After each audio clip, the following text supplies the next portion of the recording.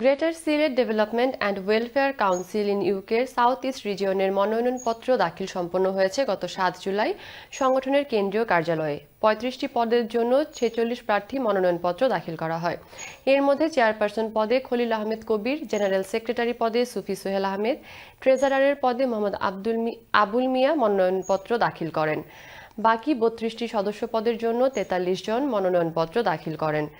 প্রার্থীদের মনোনয়নপত্র গ্রহণ করেন প্রধান নির্বাচন কমিশনার কাউন্সিলর সদরুজ্জামান খান ও সহকারী কমিশনার পারভেজ সাজ্জাদ কুরেশি।